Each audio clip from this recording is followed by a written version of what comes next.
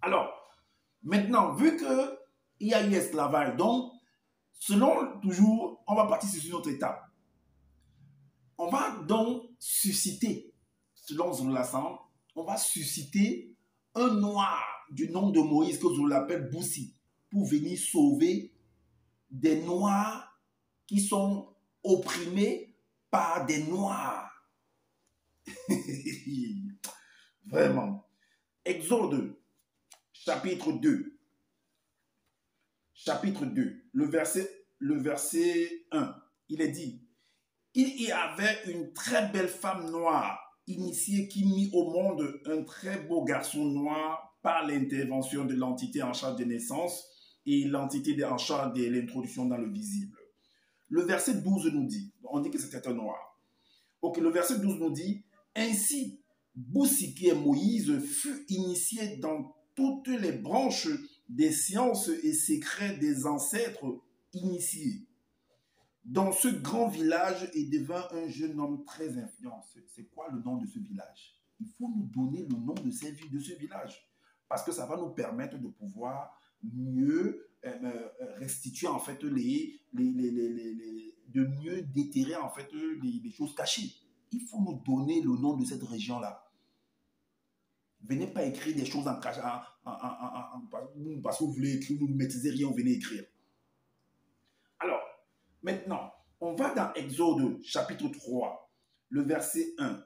Il est dit, donc jusqu'à une certaine nuit. Donc, ça veut dire qu'il y avait déjà l'esclavage, dont le peuple était déjà opprimé, des noirs étaient en train d'opprimer d'autres noirs, ils étaient en train de les asservir, à les fouetter, à les tuer, à les mettre dans des travaux difficiles, tout ça. Les mêmes noirs entre eux.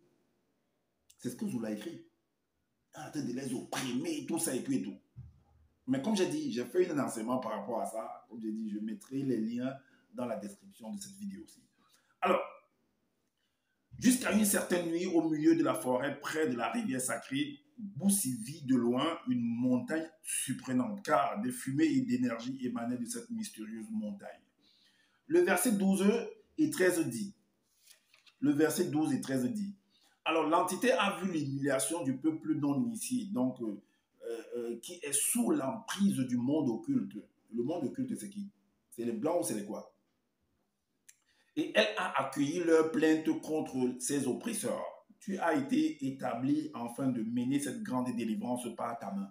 Donc, on va délivrer tes frères noirs qui sont opprimés par d'autres frères noirs. Le verset 13, l'entité t'envoie maintenant vers le démon dragon marin. Le démon dragon marin que Satan, le noir, a installé pour opprimer ses frères noirs en Égypte. L'Égypte pharaonique, qui est noire également.